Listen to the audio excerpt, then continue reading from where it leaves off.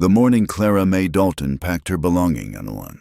The Kansas sun hung low and mean in the sky, painting everything the color of old brass. Her hands, rough from 23 years of farm work, folded each piece of clothing with the same care her mother had taught her before the fever took her last spring. A gray dress, patched twice at the elbows, a Sunday dress, blue calico faded to the color of winter sky, 2 chemises, worn thin but clean, a pair of men's boots she'd inherited from her brother Thomas before he lit out for California. "You bringing shame on this family," her father said from the doorway. He didn't step inside her room, hadn't since she'd refused Jeremiah Whitfield's proposal 3 months back. A woman your age, turning down a man with 60 acres and good cattle. Clara didn't look up from her packing. Jeremiah Whitfield is 57 years old and buried 2 wives already. He'd have kept you fed. I can keep myself fed. Her father spat tobacco juice into the brass spittoon by the door. "Not under my roof. You can't. You made your choice, girl. Now live with it." The words should have stung, but Clara had heard variations of them for months now. Ever since she'd grown too tall, too strong, too much like the son her father had always wanted Thomas to be, at 5 feet 10 inches in her bare feet. Clara stood eye to eye with most men in town. It made them uncomfortable, her mother used to say, how she could look them straight on instead of up. She placed her mother's Bible on top of the clothes, then her sewing kit, good steel needles, thread in 6 colors, a silver thimble that had belonged to her grandmother. These were the things that mattered. Not her father's approval, not the whispers in church about the Dalton girl who thought herself too good for marriage. The wagon train leaves at sunrise. Her father said, "Patterson's taking folks out to Montana territory. Gold camps need women for cooking and washing. Maybe you'll find someone desperate enough out there." Clara finally looked at him then. He stood silhouetted in the doorway, shoulders stooped from years of breaking sod, face weathered like old leather. For a moment, she saw the man who'd taught her to ride, who'd carved wooden dolls for her when she was small. But that man had disappeared the day her mother died, leaving only this bitter stranger. "I'll be ready," she said. He turned to leave, then paused. "Your mother would be ashamed." "No," Clara said quietly. "She'd understand." The door closed with a finality that echoed through the small farmhouse. Clara sat on her narrow bed, hands folded in her lap, and allowed herself 5 minutes to grieve. Not for her father's love that had been lost long ago, but for the home she'd known, the prairie she'd walked every morning, the grave where her mother lay under a simple wooden cross. Then she stood, straightened her spine, and continued packing. The Patterson wagon train consisted of 12 families and a handful of single folks like Clara, all bound for Montana territory with dreams of gold or simply dreams of something different. Clara paid her passage with the money she'd saved from taking and mending $37 that represented 2 years of pricked fingers and long nights by candlelight. "You traveling alone, Mrs.?" Patterson asked, eyeing Clara with a mixture of sympathy and suspicion. She was a narrow woman with sharp features, the kind who kept track of everyone's business. "Yes, ma'am." "No family, no husband waiting?" "No, ma'am." "Mrs." Patterson's lips pursed. "Well, you'll ride with the Hendersons. They've got room, and it ain't proper. A woman alone." The Hendersons turned out to be a young couple with 3 children under the age of 6. They looked at Clara's height, her work-worn hands, her lack of wedding ring, and made their own judgments. But they gave her a spot in their wagon, and Clara earned her keep by helping with the children and sharing her provisions. The journey took 8 weeks, 8 weeks of dust and mud, of rivers that ran too high and grass that grew too sparse. Clara walked most days, letting the little ones have her spot in the wagon. Her boots wore thin, then wore through. She patched them with leather cut from her bag, making do the way she'd always made do. At night, around the campfires, she heard the talk. The men spoke of claims and gold, of timber and cattle. The women spoke of setting up households, of finding husbands, of making new lives in a hard land. And sometimes, when they thought Clara couldn't hear, they spoke of her. Unnatural, a woman that tall. Pride goeth before a fall, my mother always said. She'll learn, they all do. Clara let the words wash over her like rain. She'd heard worse in Kansas. It was near the end of the journey, as they approached the mining settlement of Cedar Ridge. That Mrs. Patterson took her aside. There's something you should know, the older woman said, not meeting Clara's eyes. The town we're heading to, they've got a system for unmarried women. A system? An auction, once a month, for women who need husbands and men who need wives. It's all proper-like, she added quickly, seeing Clara's expression. Marriage contracts, all legal, better than ending up in other establishments. Clara's stomach turned cold. I have money. I can support myself. Not in a mining camp. You can't, not without protection. It's not like back east. Miss, these men... Mrs. Patterson glanced at the rough figures of miners they'd passed on the trail. You go in there alone, without a man's name to shield you, and you'll wish you'd taken the auction. I'll take my chances. Mrs. Patterson shrugged. Suit yourself, but don't say you weren't warned. Cedar Ridge appeared on the horizon like a scar on the landscape. Wooden buildings thrown up hasty and crooked, smoke rising from a dozen chimneys, the sound of hammers and saws and men's voices carrying on the wind. Clara could smell it before she could see it clearly: wood smoke and whiskey, unwashed bodies and fresh-cut pine. As their wagon rolled down the main street, Clara saw the truth of Mrs. Patterson's words. The few women visible moved in groups or walked quickly with their eyes down. Men lounged outside saloons and supply stores, watching the wagon train with hungry eyes. They counted the women the way they might count cattle, calculating worth and possibility. You still got time to reconsider, Mrs. Henderson said softly. She'd warmed to Clara over the journey, especially after Clara had nursed their youngest through a fever. The auction's not shameful. Lots of good women find good men that way. Clara thought of her mother, who'd married for love and died young anyway. She thought of Jeremiah Whitfield and his 2 dead wives. She thought of her father's words, maybe you'll find someone desperate enough. Thank you, she told Mrs. Henderson, but I'll make my own way. The wagon train dispersed at the edge of town, families going their separate directions, dreams scattering like seeds on hard ground. Clara collected her single bag, worn thin from the journey, and walked toward the boarding house Mrs. Patterson had mentioned a place that might take in a respectable woman for a few nights while she found work. The proprietress, a German woman named Mrs. Schultz, looked Clara up and down with practical eyes. You have money. How much is some? $7. The rest had gone to passage and provisions. Mrs. Schultz shook her head. 3 nights. That buys you. Then what you have work arranged. I'll find work. I'm good with a needle. And I can cook. Every woman here can cook and sew. You have other skills. Can you work a claim? Drive oxen? Keep books? Clara stood straighter. I can learn. Learning takes time. Time costs money. 3 nights. Miss, after that. Mrs. Schultz gestured toward the street. After that, there's the auction. First Sunday of every month. Tomorrow, as it happens. The room was small and clean, with a narrow bed and a washstand. Clara sat on the edge of the bed and counted her remaining money. $7. 3 nights at $2 each left her $1. $1 between her and whatever waited outside this room. She unpacked slowly, hanging her 2 dresses on nails in the wall. Her mother's Bible went on the small table by the bed, the sewing kit she kept in her bag. Her tools, her trade, her only real hope of earning a living.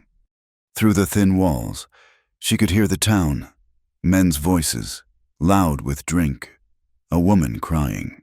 a fiddle playing something mournful, the sound of her future, perhaps, if she couldn't find another way. Clara opened her mother's Bible to the pressed flower between its pages, a prairie rose, pink faded to brown. Her mother had picked it the day Clara was born. She'd said, kept it as a reminder that beautiful things could grow even in hard soil. "I'm trying, Mama," Clara whispered to the dried petals, "but I don't know if I'm strong enough for this." The prairie rose offered no answer, but Clara hadn't expected one. She closed the Bible, washed the trail dust from her face and hands, and lay down fully clothed on the narrow bed. Tomorrow would come whether she was ready or not. Tomorrow, with its auction and its choices and its consequences. Outside her window, Cedar Ridge went about its rough business, and Clara May Dalton tried not to think about what it meant to be a woman alone in a town that dealt in gold and flesh with equal indifference. The morning of the auction dawned gray and cold, with a wind that cut through Clara's thin coat like a blade. She'd spent her last dollar on breakfast biscuits and gravy that sat like lead in her stomach, and now stood with 6 other women in the back room of the Cedar Ridge Town Hall, waiting for their names to be called. "Stop fidgeting," hissed Dolores, a widow from Illinois who'd run out of money 3 days into town. "You look desperate." "We are desperate," muttered another woman. Sarah, barely 18 and already worn down by some tragedy she wouldn't name. Clara said nothing. She stood straight-backed against the wall, hands folded, trying to ignore the sounds from the main hall. Men's voices, loud and speculative, the scrape of chairs, the clink of glasses because of course they were drinking. What else would men do while shopping for wives? Mrs. Werner, the German woman who organized these monthly events, bustled in with her clipboard. "Ladies, remember the rules. You walk out when called, stand on the platform, state your name and skills. The bidding starts at $20 that goes to the town fund for the church. Whoever bids highest signs the marriage contract today. No exceptions." "What if no one bids?" Sarah whispered. Mrs. Werner's face softened slightly. "Then you wait till next month. The boarding house has arrangements for ladies in transition." Clara knew what those arrangements were. She'd seen the women who worked in the boarding house kitchen, washing linens for the saloons, earning just enough to keep a roof over their heads while they waited for another chance at the auction. Some had been waiting months. "Dolores Hartley, Mrs. Werner called." Dolores straightened her worn silk dress, a remnant of better days, and walked out. Through the door. Clara could hear Mayor Garrett's voice, smooth as oil. "Gentlemen, Mrs. Hartley here is a widow, experienced in household management, cooking, and child-rearing." The bidding was brief. A rancher named Morrison won with a bid of $35. Clara heard Dolores's quiet, "I do," and the scratch of a pen on paper. One by one, the other women were called. Sarah went for $22 to a shopkeeper old enough to be her grandfather, a woman named Martha, plain but skilled in preserving and canning, fetched $40 from a homesteader who needed help putting up food for winter. Then there were 3, then 2, then only Clara. Clara May Dalton. She walked into the main hall with her chin up, though her legs felt like water. The room was packed with men miners, ranchers, shopkeepers, drifters.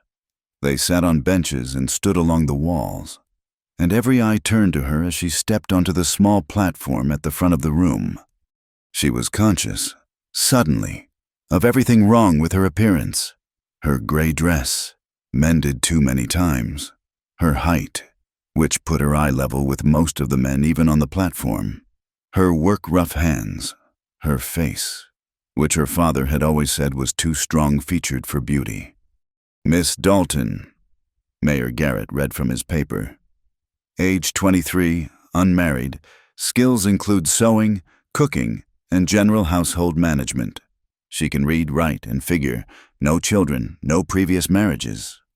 He looked up, waiting. Silence. Clara stood in that silence, feeling it stretch like taffy. She kept her eyes fixed on a point at the back wall, above the heads of all those staring men. "Don't look down," she told herself. "Don't let them see you break." $20 to start, Mayor Garrett said, his voice a touch less smooth. "Surely someone—" More silence. A snicker from somewhere in the back. Then another, then a voice.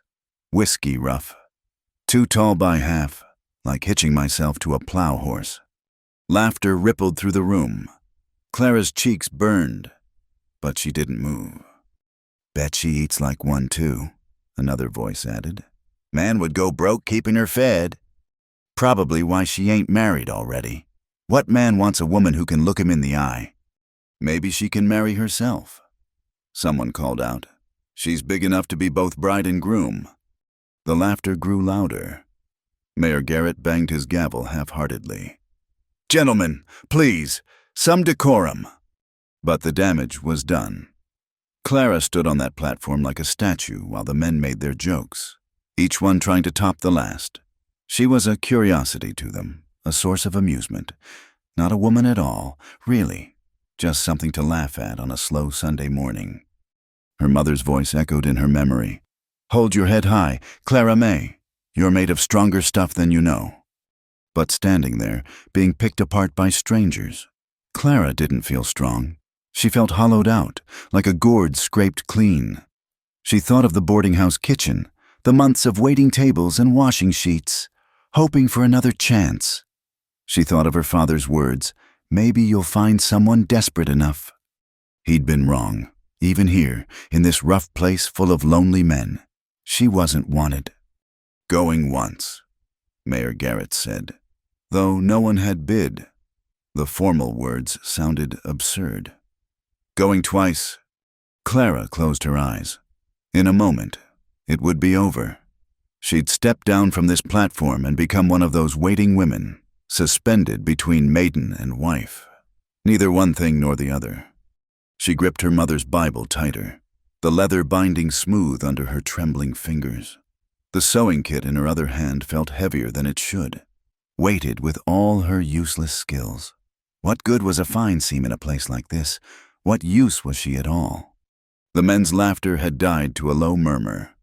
Already losing interest, some were standing to leave, ready to head back to the saloons now that the entertainment was over.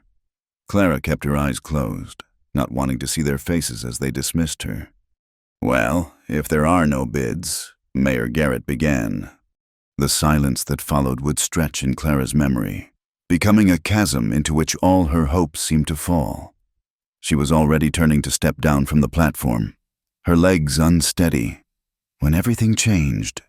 She would remember later how the room felt in that moment, the scratch of her worn collar against her neck, the smell of tobacco and wet wool, the creak of floorboards under her feet, the way the morning light fell through the dusty windows, painting rectangles of pale gold on the floor, the particular quality of silence that falls when a crowd holds its breath. Most of all, she would remember the feeling of standing utterly alone while surrounded by people, like being the only living thing in a forest of stones. It was a loneliness so complete it seemed to press against her ribs, making each breath an effort. Her hand found the small wooden cross at her throat, her mother's, worn smooth by years of touching. She held it like an anchor, trying to draw strength from its familiar shape. Somewhere outside, a dog barked. The ordinary sound seemed to come from another world, one where women weren't inventoried like livestock, where being tall and strong wasn't something to be mocked.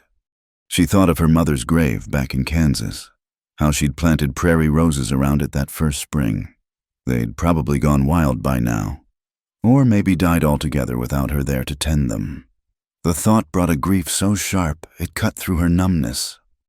"I should say something," she thought. Thank them for their time. Perhaps show them she had dignity, even if they couldn't see it. But her throat had closed up tight, and she couldn't trust her voice not to crack. The platform seemed very high suddenly, though it was only a foot off the ground. She gathered her skirts with shaking hands, preparing to step down into whatever came next. The gray wool was rough under her fingers, familiar as her own skin. She'd sewn this dress herself 3 winters ago, back when she still believed her life might follow a pattern she could understand. Behind her, she heard Mrs. Werner shifting her weight, probably already calculating how many more months Clara would spend in limbo before trying again. Or perhaps she was thinking Clara would never sell at all. Too tall, too plain, too much of everything a woman shouldn't be. The first tear escaped despite Clara's best efforts, rolling hot down her cheek. She turned her face away from the crowd, hoping the movement looked like simple dismissal rather than the defeat it was. Her mother had taught her never to cry in public, but her mother had never stood on a platform while men laughed at the idea of wanting her. She was partway through her turn, one foot already moving toward the steps, when the voice came, later. She would wonder if she'd imagined it at first, if her desperate mind had conjured the sound out of pure need. But no others heard it too.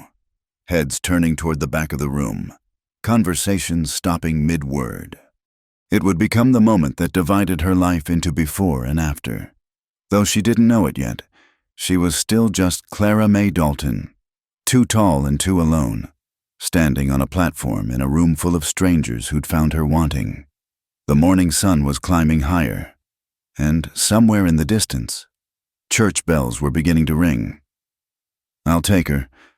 The voice came from the back corner of the hall, deep and steady as a river current. Every head in the room swiveled toward the sound. Clara's eyes snapped open. Her turn toward the steps halted mid-motion. A man stood leaning against the far wall, half in shadow. He was tall, taller than most in the room, with dark hair that needed cutting and clothes that spoke of hard work rather than town living. Canvas pants, a flannel shirt worn soft, boots that had seen better decades. He pushed off from the wall with unhurried movements, like a man who'd made his decision and saw no need to rush it. "Who's that?" someone whispered. "Callum Ridge," another answered. "Runs the sawmill up north. Lives alone out there like a hermit." "Thought he was dead. Haven't seen him in town for months." The crowd parted as he walked forward, not out of respect but from curiosity. This was unexpected entertainment, better than the mockery of moments before. Clara remained frozen on the platform, watching him approach. He moved with a slight favor to his left side, an old injury, perhaps, but his stride was confident. When he reached the front of the room, he stopped and looked up at her. His eyes were gray as winter sky, set in a face weathered by sun and wind. Not handsome in the conventional sense, his nose had been broken at least once, and a scar ran through his left eyebrow. But there was something solid about him, like he'd been carved from the same trees he cut. "Your name?" Mayor Garrett asked, though clearly some knew it already. "Callum Ridge. I run the mill at Beaver Creek." "And you're prepared to bid?" "I said I'll take her." His voice carried the faint trace of Scotland, worn smooth by years in America. "Whatever the going rate is, the minimum is $20. Callum reached into his pocket and pulled out a leather pouch. He counted out $20 in gold coins. The clink of metal loud in the silent room. "Done." Mayor Garrett looked between Callum and Clara, clearly flustered by the turn of events. "Well, Miss Dalton, do you accept?" Clara found herself looking down at this stranger who'd thrown her a rope just as she was drowning. He met her gaze steadily, without apology or explanation. There was no pity in his eyes, which she'd expected, but no hunger either, which confused her. He looked at her the way he might look at a horse or a piece of timber, assessing practical, matter of fact. Her voice came out cracked. She cleared her throat. "Yes, I accept." The room erupted in whispers and speculation. Some men laughed not at her this time, but at Callum. Ridge finally lost his mind. Someone said, living alone in them woods too long. Bet he just felt sorry for her. Another added, charity case. If Callum heard the comments, he gave no sign. He handed the gold to Mayor Garrett, signed his name in the ledger with careful letters, then looked back at Clara. "You can step down now." She did, her legs shaky as a newborn colt's. When she reached the floor, she realized he was indeed taller than her by several inches, a novelty that made her feel strangely small. He didn't offer his arm or make any move to touch her, just waited while she gathered her composure. Mrs.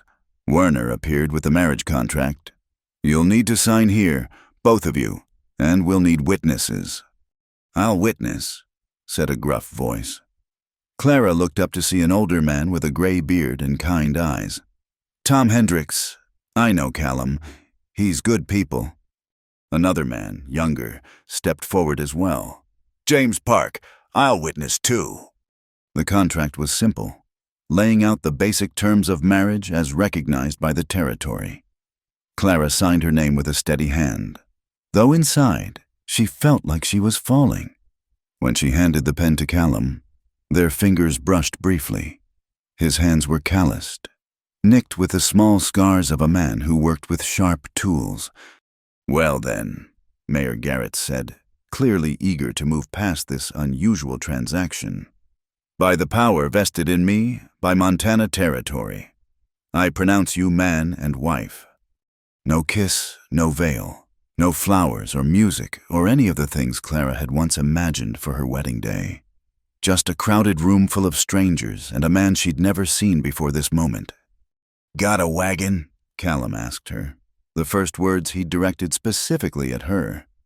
"No, just this." She indicated her bag and sewing kit. He nodded. "Mine's outside. We've got a ways to travel." They walked out together, not touching, while behind them the hall buzzed with gossip. Clara kept her eyes forward, but she could feel the stares, hear the whispers. The women watched from doorways, some with pity, some with envy, most with simple curiosity. His wagon was sturdy but plain, pulled by 2 draft horses that looked well-fed and cared for. He helped her up onto the seat with impersonal courtesy, his hand at her elbow just long enough to steady her. Then he climbed up beside her and took the reins. They were halfway out of town before either of them spoke again. "Why?" Clara asked, the word escaping before she could stop it. He glanced at her, then back at the road. "Why what?" "Why did you buy me?" The words tasted bitter. "Nobody else wanted to." "That's their loss." She waited, but he didn't elaborate. They passed the last buildings of Cedar Ridge and entered the forest proper, tall pines rising on either side of the rutted road. The town sounds faded, replaced by wind in branches and the steady clop of hooves. "I don't understand," Clara said finally. "You don't know me. You don't know anything about me." "I know enough." "What could you possibly know?" He was quiet for so long she thought he wouldn't answer. When he finally spoke, his voice was thoughtful. "I know you held your head up on that platform when lesser folk would have crumbled. I know you didn't beg or plead or make excuses. I know you've got working hands and a straight spine, and you brought practical things with you, not gewgaws and finery." He paused, negotiating a rough patch in the road. "And I know what it's like to stand alone while others judge you for things you can't help." Clara looked at him, really looked at him for the first time, the scar through his eyebrow. She saw now, extended down toward his temple, his left hand, holding the reins, was missing the tip of his smallest finger. Whatever life had led him to that auction hall, it hadn't been an easy one. "Are you—" She stopped, unsure how to ask what she needed to know. "What do you expect from me?" "Can you cook?" "Yes." "So?" "Yes." "Keep house?" "Of course." "Then I expect those things." He glanced at her again, and something in his expression softened slightly. "I've been batching it alone for 3 years. Place needs a woman's hand, someone who won't faint at hard work or isolation, someone practical. And other expectations." Her face burned, but she had to know.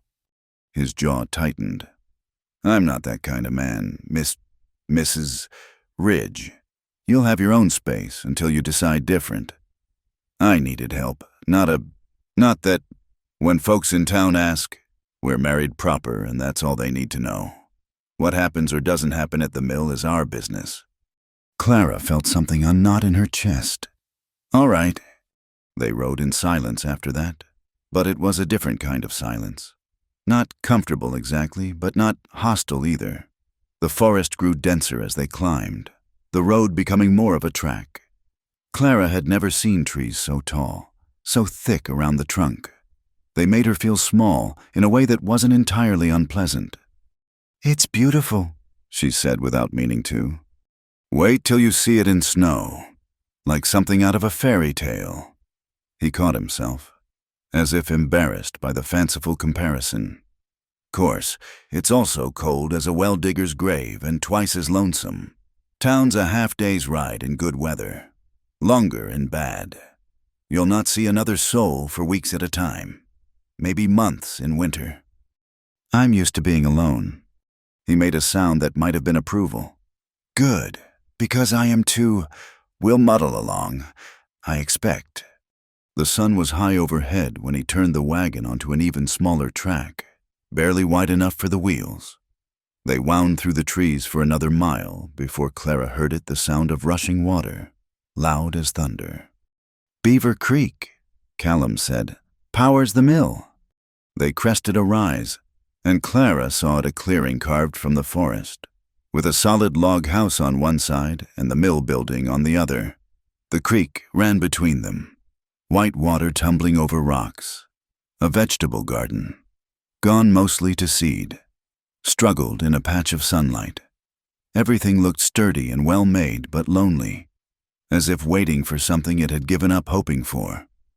"It's not much," Callum said, and for the first time she heard uncertainty in his voice. "But it's sound.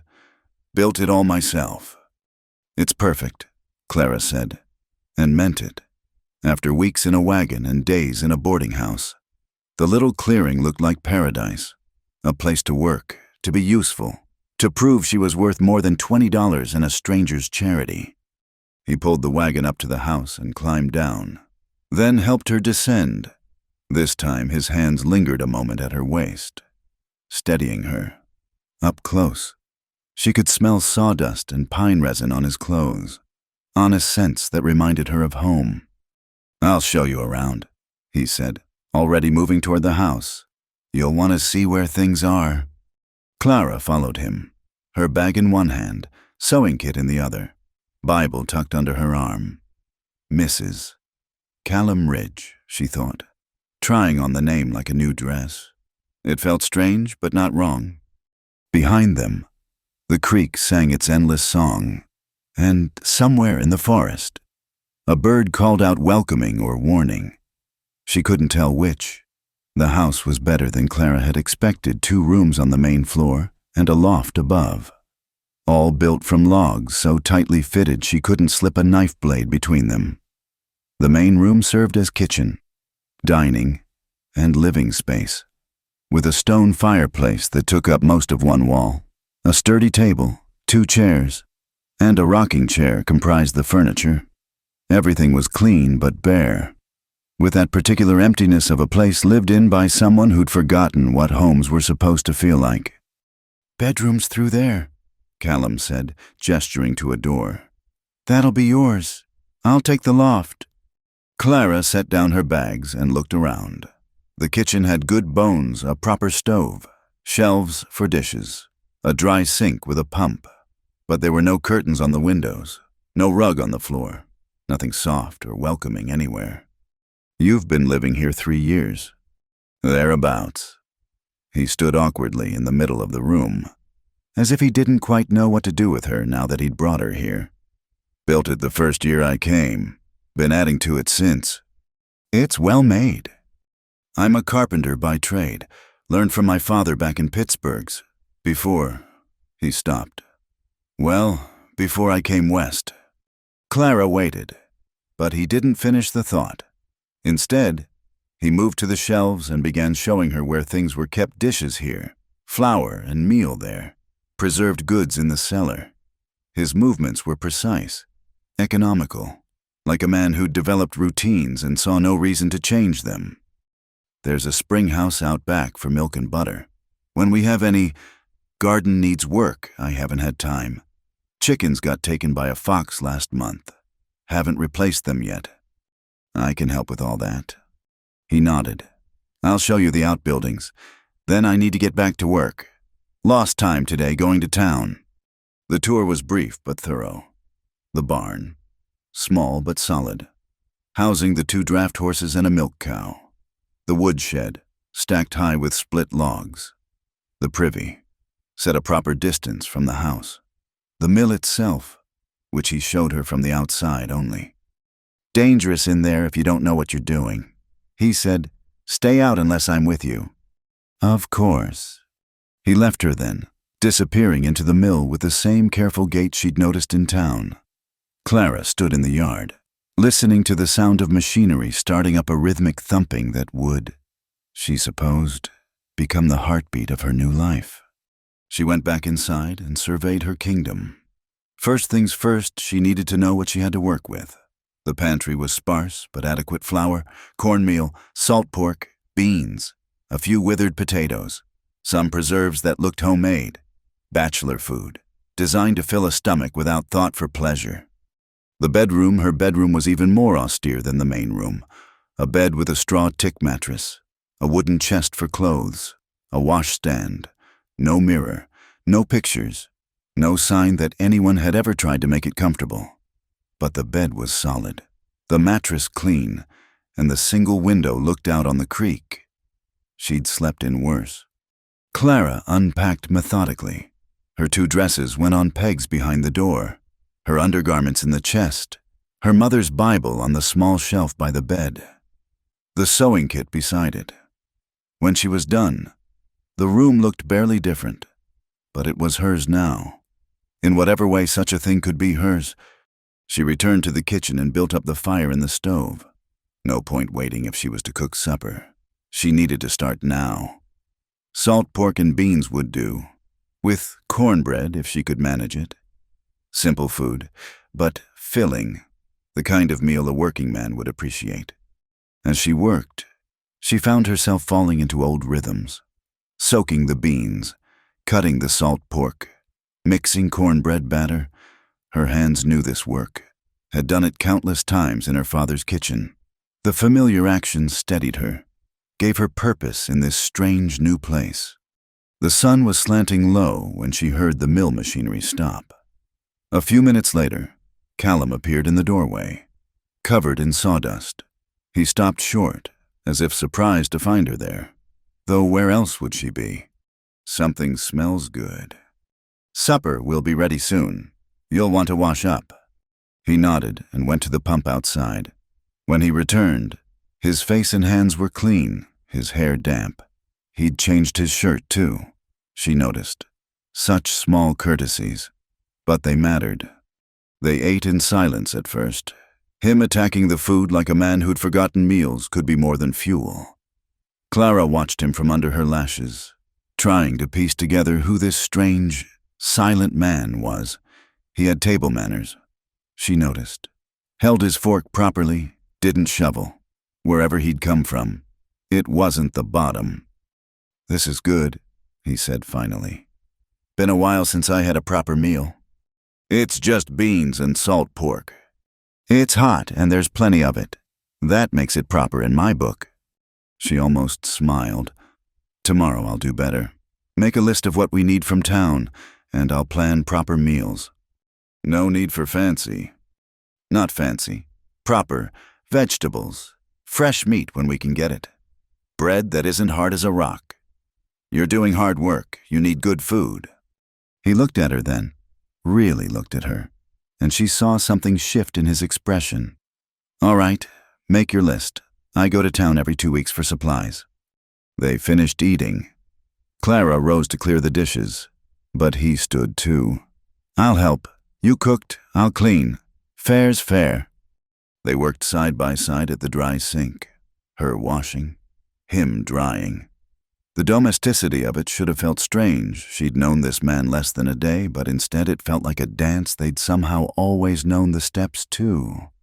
"I should tell you," he said as he dried the last plate. Folks will talk. About us, about this arrangement. Folks always talk. It might be worse than you think. I'm not. He paused, choosing words carefully. I'm not well liked in town. Keep to myself too much. Don't socialize. Some think I'm odd. Others think I'm hiding something. Are you hiding something? He set the plate on the shelf with a deliberate care. We're all hiding something. It wasn't an answer, but Clara didn't push. She had her own secrets. After all, her own reasons for being here that went deeper than just refusing Jeremiah Whitfield. I don't need you to be well-liked, she said. I just need you to be honest with me. I can do that. The evening stretched before them, empty of the usual rhythms that bound husband and wife. Clara found her sewing kit and settled by the fire to mend a tear she'd noticed in one of his shirts. Callum sat across from her with a piece of wood and a knife, whittling something she couldn't make out. The only sounds were the pop of the fire, the whisper of thread through fabric, the soft scrape of knife on wood. It should have been awkward, this silence between strangers bound by law and necessity. But Clara found it peaceful instead. No demands, no expectations, just two people occupying the same space, each with their own thoughts. Where will you be from? Callum asked suddenly. Clara looked up, confused. I'm sorry. When people ask, where will you say you're from? What brought you here? She understood then. He was offering her a chance to rewrite her story, to be someone other than the woman nobody wanted at an auction. Kansas, she said after a moment. My family had a farm there. After my mother died, I decided to come west, for a new start. And we met. Through mutual acquaintances, a letter arrangement. He nodded. That works. Simple. Believable. What about your people? Will they come looking? Clara's needle paused. No, my father made it clear I was on my own. His loss. The simple statement, delivered without emotion, somehow meant more than any sympathy could have. Clara bent back to her mending, blinking away the sudden sting in her eyes. What about yours? She asked. Your people? Gone. Been on my own since I was 17. Half a lifetime. Then, no wonder he'd built these walls, literal and otherwise. They lapsed back into silence. But it was different now. They'd established something not trust exactly, but an understanding. They were two people who'd chosen solitude until circumstances forced them together, neither expecting love or even affection. Just coexistence, mutual benefit. It was more than many marriages had. When the clock, she hadn't noticed it before, tucked on a high shelf, chimed 9. Callum stood and stretched. Early morning tomorrow. Lumber order to fill. What time do you usually rise? 5. But you don't need... I'll have breakfast ready by 5:30. He looked like he might protest, then simply nodded. I'll bank the fire. Clara gathered her sewing and stood. At the bedroom door, she paused. Callum, thank you. For today. For... She gestured helplessly at the house. The situation. Everything. No need for thanks. We're helping each other. He was already turning away, reaching for the poker. Sleep well, Clara. It was the first time he'd used her given name. She carried the sound of it with her into the bedroom, where she changed into her nightdress by candlelight. The bed was harder than she was used to, the pillow thin, but the sheet smelled of pine soap and sunshine, and through the window, she could hear the creek singing. She lay in the dark, thinking about the strangeness of it all. This morning she'd woken in a boarding house, prepared to be humiliated or worse. Tonight she lay in her own room, in her own house, well, Callum's house, but hers too now with a full stomach and a purpose for tomorrow. Her mother's voice came to her again. The Lord works in mysterious ways, Clara May. Indeed he does, Clara thought. Indeed he does. Outside, she heard Callum's footsteps on the ladder to the loft, the creak of boards as he settled for the night. Two strangers under one roof. bound by necessity and a $20 gold transaction. It wasn't the future she'd imagined for herself, but it was a future nonetheless, and that, for now, was enough. The days fell into a pattern as naturally as water finds its course down a mountainside. Clara rose before dawn to start the stove and prepare breakfast. Nothing fancy, but hot and hearty, flapjacks with molasses, fried eggs when the hen was laying, thick slices of the bread she'd taken to baking every third day. Callum would appear at 5:30 sharp, eat with focused efficiency, nod his thanks, and disappear into the mill. She'd clean up, then turn her attention to the house and yard. The garden first. It hurt her heart to see good soil going to waste. She salvaged what she could of the autumn vegetables, cleared the weeds, and made plans for spring. The house received the same methodical attention. She scrubbed years of bachelor neglect from the floors, washed windows until they sparkled, and fashioned curtains from flour sacks she found in the barn. Callum said nothing about the changes, but she caught him pausing sometimes, looking at a clean window or the checked cloth she'd put on the table as if seeing it for the first time. They ate supper together each evening, the one time of day when they occupied the same space for more than a few minutes. Conversation came in drops, like sap from a maple, slow but steady. She learned he'd apprenticed as a carpenter in Pittsburgh until his master died, that he'd come west after some trouble he wouldn't specify, that he'd won the land for the mill in a card game, of all things, from a man who'd never seen it. In return, she offered small pieces of herself, how she'd learned to sew from her mother, who'd taken in piecework to help make ends meet, how she'd once dreamed of having a dress shop in town, how her brother Thomas had written exactly once from California to say he'd found work in a mine. "You could still have a shop," Callum said one evening, surprising her. "Not here, obviously, but in town. People always need clothes mended, new things made." "Maybe someday," Clara said, though they both knew someday was just a word people used when they meant never. 2 weeks in, he announced a supply run to town. "Make your list. We'll leave early. Be back by dark." Clara wrote out what she needed: proper thread, needles, fabric if they could afford it, vegetables, coffee, sugar, salt, necessities only, though she longed for a dozen small luxuries. When she showed him the list, he read it and handed it back. "Add whatever else you need." "This is plenty." "Clara," he looked at her with those steady gray eyes, "I've got money saved. Not a fortune, but enough. The mill does good business. Add what you need." So she added vanilla extract, cinnamon, a packet of flower seeds for spring, and daringly a length of blue calico that would make a proper dress. He read the additions without comment, just folded the paper and put it in his pocket. The ride to town was different this time. Clara sat straighter, wore her better dress, had a purpose beyond mere survival. When they reached Cedar Ridge's main street, she noticed how people looked at them, the hermit mill owner and his auction bride. Whispers followed their progress, but Clara had weathered worse. At Henderson's General Store, Callum handed her the list and a leather purse heavy with coins. "Get what you need. I'll be at the lumber yard." Mrs. Henderson, a plump woman with curious eyes, helped Clara fill her order. "So you're the new Mrs. Ridge," she said, not quite a question. "How are you settling in?" "Very well, thank you." "That's a lonely spot, out by the creek. Most women wouldn't last a week." "I'm not most women."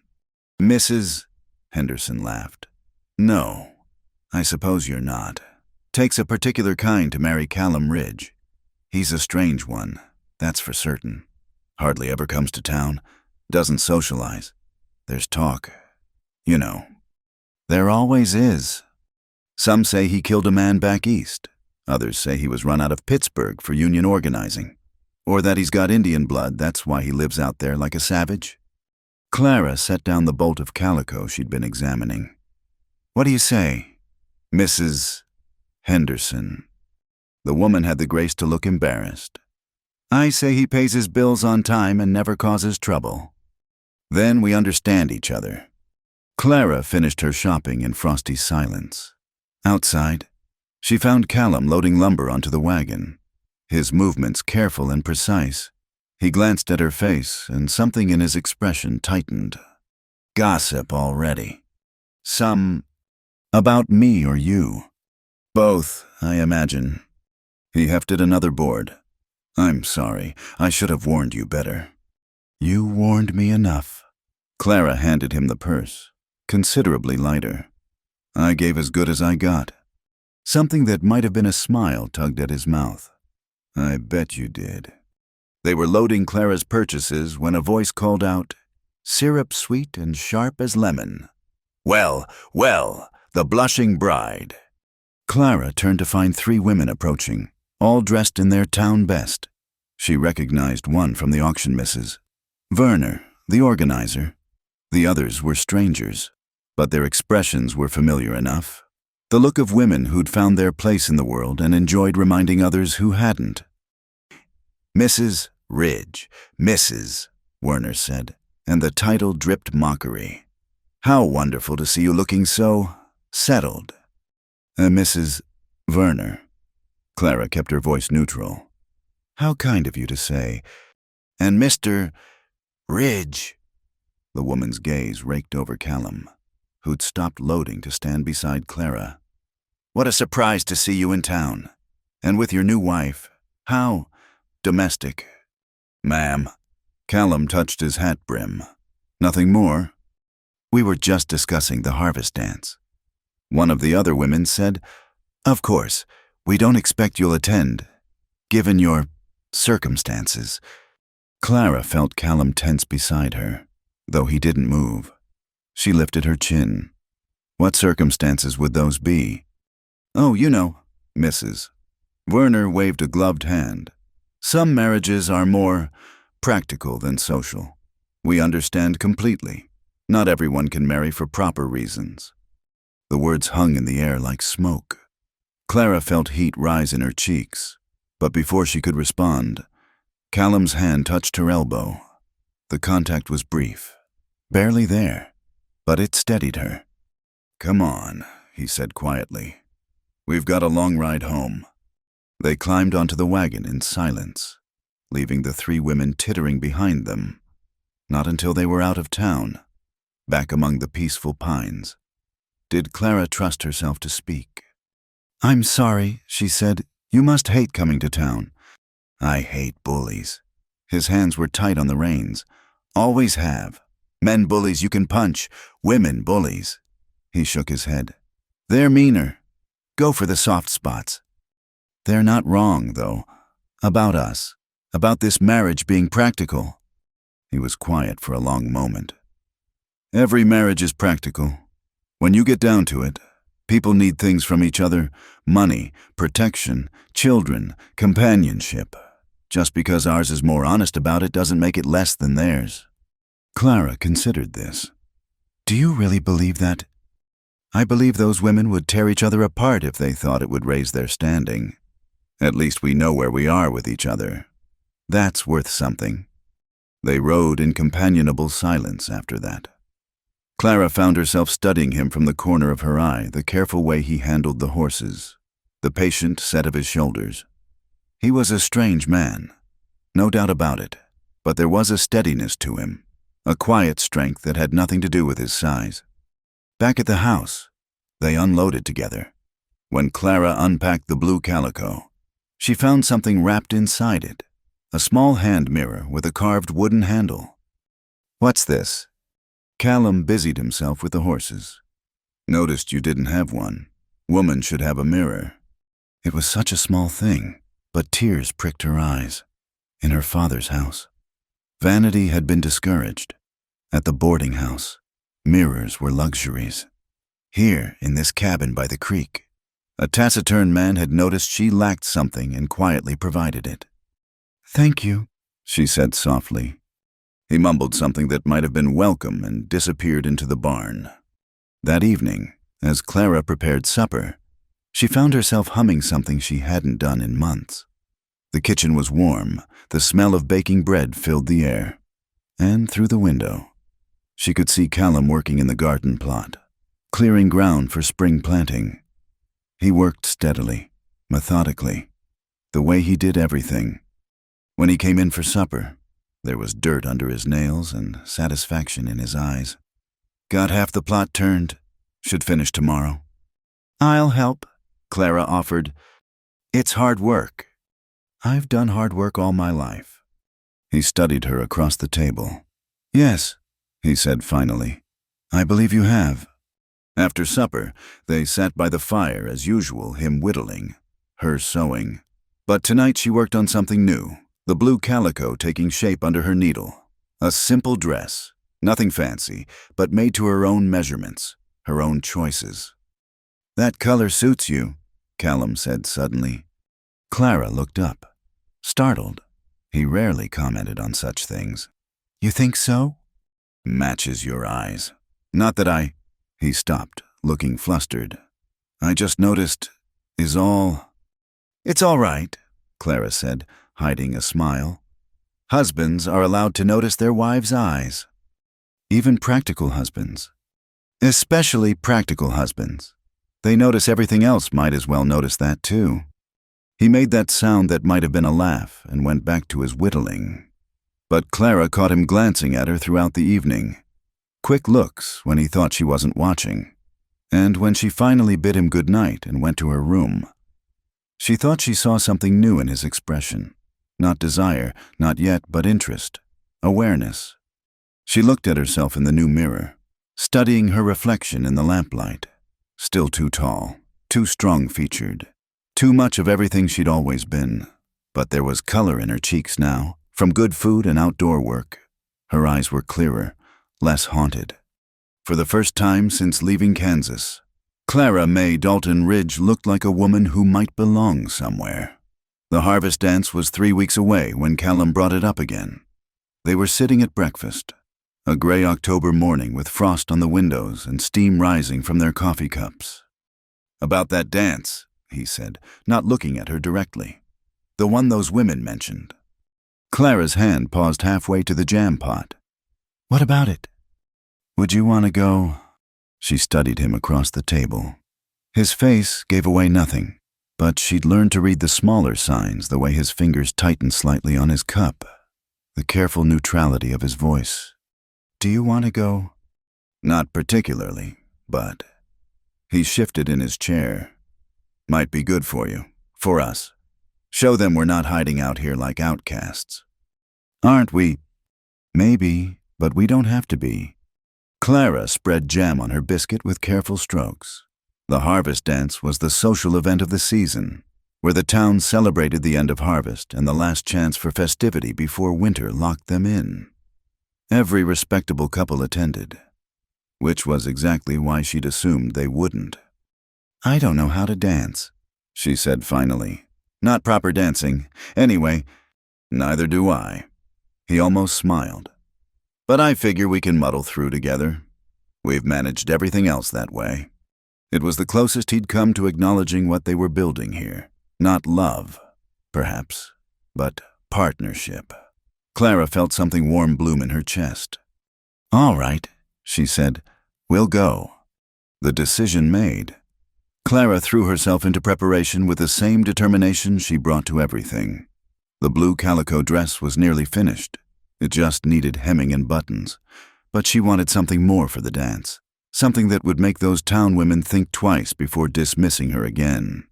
She found what she needed in the trunk at the foot of Callum's bed. Or, rather, what had been his bed before he'd given it to her. She had been looking for extra blankets when she discovered it, a length of deep green silk, wrapped in paper and tucked beneath old linens. What's this? She asked that evening, holding it up to the lamplight. The fabric shimmered like water, far too fine for anything in this rough cabin. Callum looked up from his ledger, where he was tallying the month's lumber sales. His face went carefully blank. It was my mother's. She was saving it for something special that never came. Oh, Clara started to rewrap it. I shouldn't have... No. He stood, crossed to where she sat. She'd want it used. Hate to see good fabric go to waste. But it's too fine for someone like me. Says who? His voice carried an edge she hadn't heard before. Those women in town. Your father who gets to decide what's too fine for Clara Ridge. She looked up at him, startled by his vehemence. I just meant... I know what you meant. He gentled his tone. But you're wrong. Make something from it. Something that'll make you feel... He gestured helplessly. Whatever women want to feel at dances. Beautiful, Clara suggested softly. Like we belong. Yes, that... Their eyes met and held for a moment that stretched like taffy. Then Callum cleared his throat and returned to his ledger, and Clara carefully folded the silk, already envisioning what she could create. She worked on the dress in secret, staying up late after Callum retired to the loft. It was ambitious, a proper evening bodice with a full skirt, more elaborate than anything she'd attempted before. But her mother had taught her well, and her fingers remembered the way silk should lie, how to ease fullness into a seam, how to make each stitch invisible. During the days, life continued its steady rhythm. The garden was fully turned now, ready for spring. Callum had repaired the chicken coop, and Clara had convinced him to trade some lumber for 6 laying hens from a neighbor downstream. The cellar was stocked with preserves she'd put up from the salvaged vegetables. They worked side by side more often now, comfortable in shared silence. Sometimes Callum would explain what he was doing, how to judge good lumber from bad, how to maintain the mill equipment, how to read the weather signs that warned of early snow. Clara suspected he was teaching her in case something happened to him, giving her skills she could use to survive alone if needed. She didn't tell him that the thought of this place without him had become unimaginable. One evening, as she hemmed the green silk by lamplight, he surprised her by pulling out a fiddle case she'd never seen before. You play? She asked, astonished. Used to haven't in years. He rosined the bow with practiced movements. Figured I should practice if we're going to this dance.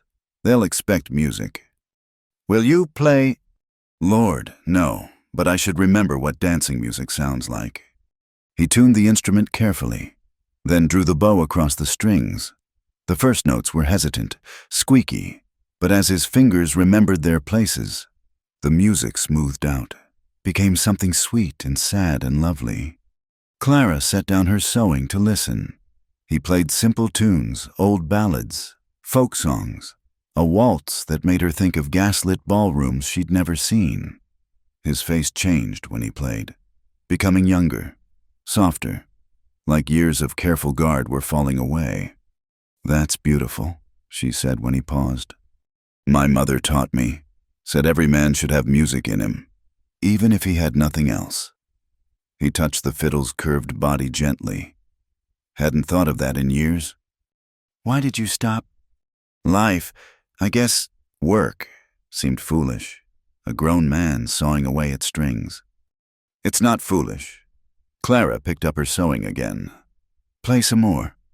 So he did, and the cabin filled with music for the first time in who knew how long.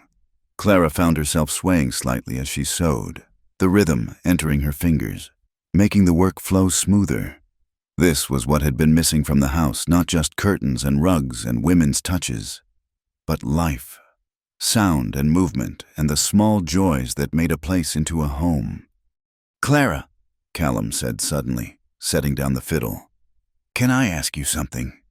She looked up, surprised by the serious tone. Of course. Why did you really come west the truth, not the story we tell in town? Clara considered deflecting, giving him the same half-truth she'd given others. But he'd offered her his mother's silk, his music, his trust. She owed him honesty in return. My father wanted me to marry a man named Jeremiah Whitfield. He was 57 and had buried 2 wives. The whole town knew he worked them into early graves. But he had land, cattle, money. That made him respectable. She kept her eyes on her sewing, the words coming easier in the lamplight with his music still echoing. When I refused, my father gave me a choice, marry Whitfield or leave. So I left. Must have been hard, leaving everything you knew. Harder to stay and become something I wasn't. She looked up then. What about you? What was the trouble that drove you from Pittsburgh? He was quiet so long she thought he wouldn't answer. Then, I killed a man. The words dropped between them like stones. Clara's needle stilled, but she didn't draw back, didn't gasp, just waited. Not murder, he continued. Self-defense. The court said he was my master's son, thought he owned everything in the shop, including the apprentices. He came at me drunk one night, with a hammer. I pushed him. He fell, hit his head on the anvil. Callum's hands clenched and unclenched. Jury said I did nothing wrong, but his family had influence. Made it clear I'd never work in Pittsburgh again, so I headed west, far as I could go. I'm sorry, Clara said simply. That must have been terrible. It was, but it led me here. Led to this life. Led to... He gestured between them. This. And is this terrible too? No. The word came quick and certain. No, this is good. Clara, better than I expected. Better than I probably deserve.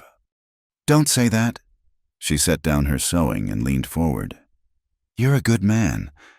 Callum Ridge, I knew it that day in the auction hall. And I know it better now.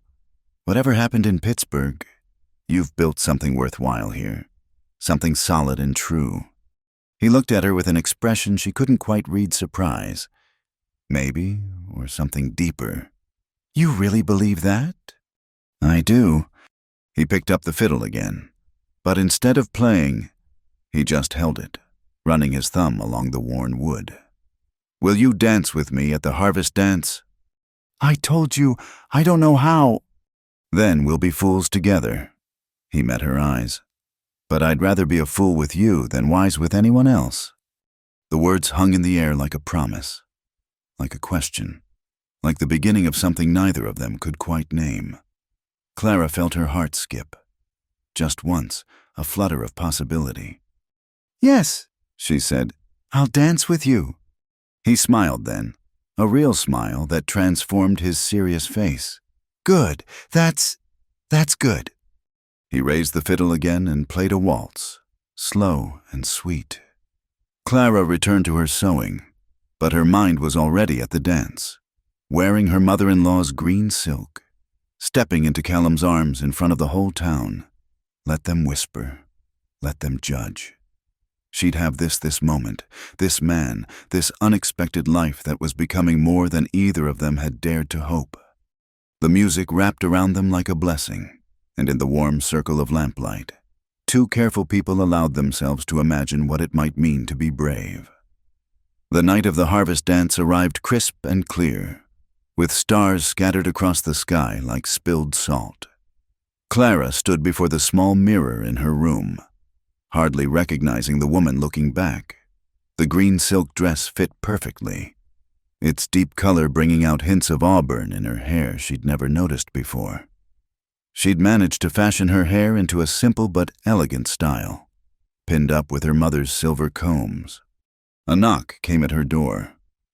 Clara, we should leave soon if we want to make it before full dark. She opened the door to find Callum standing in the main room, and her breath caught. He'd traded his work clothes for a proper suit black wool, well cut if a bit outdated, with a white shirt and string tie. His hair was neatly combed, his beard freshly trimmed. He looked like a different man, or perhaps like the man he'd been before life had roughed him up. They stared at each other for a long moment, two people seeing past the everyday to something else entirely. You look. He stopped, cleared his throat, tried again. That dress, it's perfect. Your mother had beautiful taste. It's not the dress, he said it quietly, like an admission. It's you wearing it. Heat bloomed in Clara's cheeks. You clean up pretty well yourself, Mr. Ridge. Feel like I'm wearing my Sunday coffin clothes. He tugged at his collar, then offered his arm with formal courtesy. Shall we go make fools of ourselves? Together, Clara agreed, taking his arm. The ride to town passed quickly, though neither spoke much. Clara was aware of every point of contact, her hand on his arm, as he helped her into the wagon, the warmth of him beside her on the narrow seat, the careful way he guided the horses over rough spots in the road. The green silk whispered with every movement, making her feel both powerful and vulnerable. They heard the dance before they saw it, fiddle music and laughter spilling from the town hall's open doors. Golden lamplight painting rectangles on the street. Wagons and horses filled every available space. The whole town had turned out. It seemed... "We don't have to stay long," Callum murmured as he helped her down. "Just show our faces. Have a dance or two." "We'll stay as long as we want," Clara corrected, surprising herself with her firmness. "We have as much right to be here as anyone." He looked at her, really looked at her, and nodded slowly. "Yes, we do." Inside, the hall had been transformed. Harvest decorations hung from the rafters, corn stalks, gourds, autumn leaves. Tables along one wall groaned under the weight of food contributions from the town's women. A small band played on a raised platform, and the dance floor was already crowded with couples. Conversation stuttered and stopped as they entered. Clara felt the weight of dozens of eyes, heard the whispers start, but she kept her chin up, her hand steady on Callum's arm. They'd practiced for this. In a way, all those quiet evenings by the fire had been preparation for standing together in public, presenting themselves as a united front. "Well, I'll be..." A friendly voice boomed. Tom Hendricks, the man who'd witnessed their marriage, approached with a broad smile. "Ridge, you dog keeping this lovely lady hidden away out there. Mrs. Ridge, you look stunning." "Thank you, Mr. Hendricks." Clara found herself relaxing slightly. Not everyone here wished them ill. "Tom, please, and this is my wife, Margaret." A pleasantly round woman appeared at his elbow, beaming. "We've been hoping to meet you properly. Mrs. Ridge. Welcome to Cedar Ridge." Before Clara could respond, they were surrounded. Some folks were genuinely welcoming, others merely curious. She answered questions with careful honesty. Yes, the mill was lovely. Yes, she was settling in well. Yes, she'd been working on the garden. Callum stood beside her, solid and quiet, occasionally adding a word or two, but mostly just being present. His presence was enough. "Clara?" A familiar voice made her turn. Sarah, the young woman from the auction, approached hesitantly. She wore a simple calico dress, her face showing signs of strain, but also a tentative happiness. "I didn't know if you'd remember me." "Of course I remember." Clara clasped her hands warmly. "How are you? How is everything?" "Better than I feared." Sarah admitted quietly. "Mr. Morrison is kind, if set in his ways. And you look..." She gestured at Clara's ensemble, at Callum standing protectively nearby. "You look happy." "I am," Clara said, and realized it was true. The band struck up a waltz, and couples began moving onto the floor. Clara watched them, trying to remember the steps Callum had shown her in their kitchen. It had seemed easier there, with just the two of them and his fiddle music. "Would you like to dance?" She looked up to find not Callum but another man younger, flashily dressed, with the look of a successful merchant or banker. He was handsome in a polished way, all gleaming teeth and pomaded hair. "I'm sorry, I don't believe we've been introduced," Clara said carefully. "William Hatch, I own the bank." He said it like it should mean something to her. "I've been watching you since you came in. A woman like you shouldn't be wasting away on a backwoods mill. You deserve better." Clara felt Callum stiffen beside her.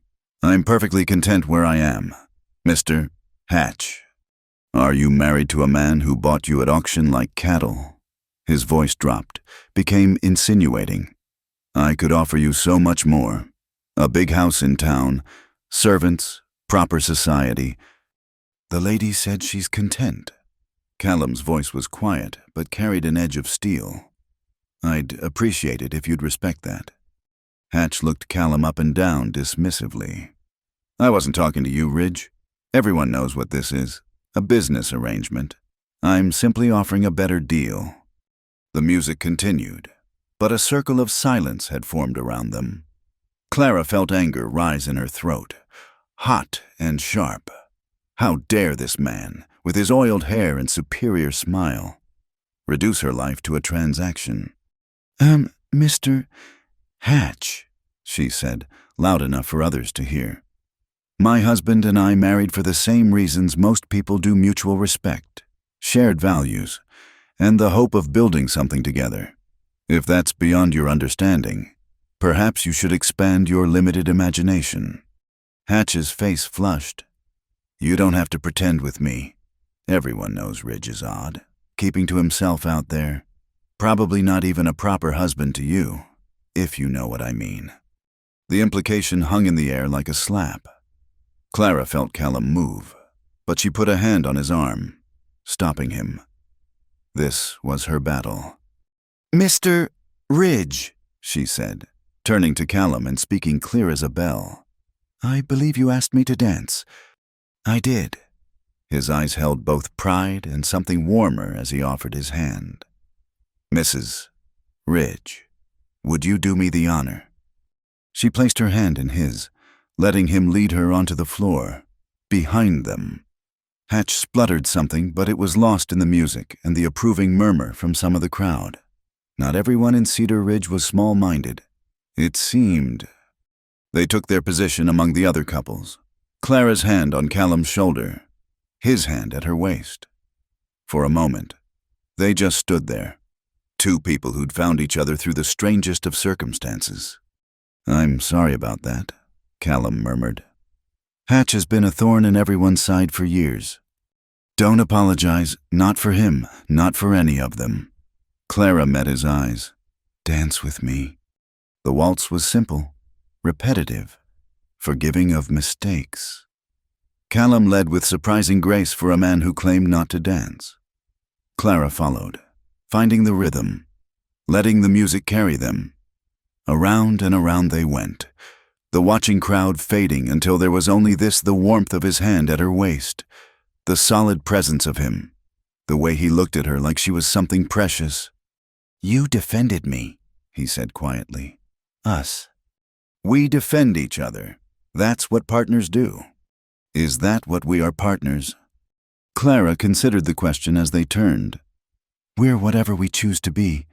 Callum, that's the gift of starting over. We get to decide. His hand tightened slightly on hers. What do you want to decide? The question was larger than the dance, larger than this moment. Clara thought of their quiet evenings, their shared meals, the way he'd given her his mother's silk without hesitation, the way he looked at her now, hope and fear mixing in his gray eyes. She paused, gathering courage. I want to go home after this, to our home. I want to sit by our fire and know that we chose each other, even if it wasn't in the usual way. I want to build something real with you, Callum Ridge, something that belongs to us and no one else. He stopped dancing, right there in the middle of the floor, for a heart-stopping moment. She thought she'd said too much. Then he smiled, that rare, transformative smile that made him look like a boy who'd never known trouble. I never thought... He stopped, started again. When I went to that auction, I was just tired of being alone. I didn't expect to find... He gestured helplessly between them. This... Neither did I. I'm not good with words, Clara. Never have been. But these past weeks, having you at the mill, sharing meals, just knowing you're there when I come in from work, it's the closest thing to happiness I've known in years. The music had stopped. She realized. They stood in the middle of the dance floor, holding each other, having a conversation that should have been private but somehow needed these witnesses. Let the town see. Let them understand that what had started as a transaction had become something else entirely. Take me home, Clara said softly. They left soon after, making their goodbyes, ignoring Hatch's glowering and Mrs. Werner's pinched disapproval. Margaret Hendricks pressed a jar of apple preserves into Clara's hands. "You come visit whenever you're in town," she said warmly. "Don't let the gossips keep you away." The ride home was quiet, but it was a different silence than before. Clara sat close to Callum, her hand tucked through his arm, the green silk pooling around her. The stars were brilliant overhead, and their breath made clouds in the cold air. When they reached the mill, Callum helped her down, his hands lingering at her waist. They stood there in the yard, looking at each other in the moonlight. "Clara," he began, then stopped. "I'm no good at this." "At what?" "At saying what I mean, what I feel." He touched her face, just the lightest brush of fingertips against her cheek. "You deserve courting, flowers and pretty words and all the things I don't know how to give." "I don't need those things." Clara covered his hand with hers, keeping it against her cheek. "I just need you to be honest with me, to be yourself." "Myself isn't much." "Stop that," she spoke firmly. "You're worth 10 of William Hatch, 20. You're kind and steady and good, and I'm proud to be your wife. Do you hear me, proud?" He made a sound that might have been a laugh or might have been something else. "How did I get so lucky?" "We both got lucky," Clara said. "Now take me inside. It's cold, and I want to sit by our fire in my beautiful dress and pretend the evening ended better than it started." "It did end better," Callum said. "It ended with you choosing to come home with me." Inside, he built up the fire while Clara made coffee. They sat in their usual chairs, but everything felt different now. The dance, the confrontation, the words they'd spoken, it all hung between them like a bridge waiting to be crossed. "I meant what I said," Clara told him, watching the firelight play across his face, "about building something real together." "So did I." He set down his coffee cup, leaned forward. "Clara, I need to tell you something." The days after the dance passed with a new tension in the air, like the atmosphere before a storm. Callum seemed to wrestle with something, starting conversations only to stop mid-sentence, his gray eyes holding words he couldn't quite voice. Clara gave him space, understanding that some truths needed time to ripen before they could be spoken. Winter was creeping closer. Mornings brought frost that lingered past breakfast, and the mountains wore caps of snow like distant crowns. Clara threw herself into preparations: extra quilts, preserved foods, checking every chink in the cabin walls. Better to focus on practical things than the careful distance Callum maintained. Close enough to be kind, but far enough to avoid the intimacy their dance had promised. Then came the accident.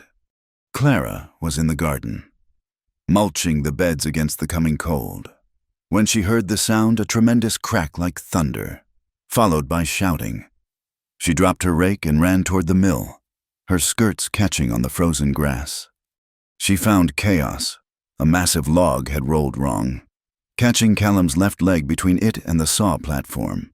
Tom Hendricks and his son James were there. They'd been delivering timber and were trying to lever the log off with poles. "Don't move him," Clara commanded, her voice cutting through their panic. She'd seen enough farm accidents to know the dangers. "James, ride for Doc Morrison, fast as you can. Tom, help me stabilize this log before it shifts again." Callum lay white-faced in the sawdust, conscious but rigid with pain. His left leg was pinned from knee to ankle, the weight of the log pressing down. Clara knelt beside him, her hands steady despite her racing heart. "Look at me," she said firmly. "Just look at me, not at your leg. We're going to get you out." "Clara," his voice was strained. "If it's bad." "Hush, it's not bad. And even if it were, we'd handle it, together." She gripped his hand, felt him squeeze back with desperate strength. "Tom, we need more men. Who's closest?" "The Millers, about a mile downstream." "Get them! Bring ropes! More poles! Go!" Tom ran. Clara stayed with Callum, talking steadily, keeping his focus on her face instead of his trapped leg. She could see the pain hitting him in waves, watched him fight not to cry out. "Remember the waltz," she said, wiping sweat from his forehead despite the cold. "You were so graceful, like you'd been dancing all your life." "Liar." His attempted smile turned to a grimace. "Clara, listen. If something happens—" "Nothing's going to happen." "Listen." His good hand gripped hers harder. The strong box under the floorboards in the bedroom. Papers there, the deed to this place, money saved. It's yours. All of it. "Stop talking like that." "Promise me you'll be all right, that you'll stay. This place, it needs you. You need me," Clara said fiercely. "And I need you. So stop making deathbed speeches and save your strength." The wait for help felt eternal. Clara kept Callum conscious, afraid to let him slip into shock. She told him stories about Kansas, about her mother's garden, about anything that might distract from the pain. When the Miller brothers arrived with Tom, they worked together to rig a system of ropes and levers. "On 3, Clara directed. "Lift smooth and steady. James, you pull him clear the second there's room." The log lifted inch by agonizing inch. Callum bit down on the leather strap Clara gave him, his whole body taut with agony. Then suddenly he was free, James dragging him clear as the others lowered the log safely aside. Doc Morrison arrived as they were carrying Callum to the house. He was a competent man, brusque but thorough. Clara watched him examine the leg, noting the unnatural angle below the knee, the swelling already setting in. "Broken, sure enough," the doctor pronounced. "But clean, far as I can tell. No bone through the skin. He was lucky could have lost the leg entirely." "Can you set it?" "I can, but he'll need careful nursing. Weeks of it. Keep him still. Watch for fever. Make sure it heals straight." He looked at Clara meaningfully. "It's a big job for a new wife. I can handle it." They gave Callum whiskey for the pain before Doc Morrison set the bone. Clara held his shoulders while the men held him steady. The sound, when the bone slipped back into place, she'd hear it in her dreams. Callum passed out, which the doctor said was a mercy. "Keep him quiet," Doc Morrison instructed as he splinted the leg. "Laudanum for the pain, but sparingly. It's easy to depend on it too much. Watch for fever. If the leg starts to smell sweet or the skin goes black, send for me immediately. Otherwise, time and rest are the best medicine." After the men left, pressing Clara's hands and promising to help with the mill work, she found herself alone with her injured husband. Callum lay in their bed, his bed now pale and still. She'd need to move her things from the loft, but that could wait. She built up the fire, heated water for tea, tried to think practically, but her hands shook as she measured out the laudanum. So close. A few inches difference and the log could have crushed his chest. A little more pressure and he might have bled to death before help arrived. The thought of this place without him, of her life returning to that aching loneliness. "Clara!" His voice was weak but lucid. She hurried to the bedside. "I'm here. How's the pain?" "Like someone's driving railroad spikes through my leg." He tried to shift and gasped.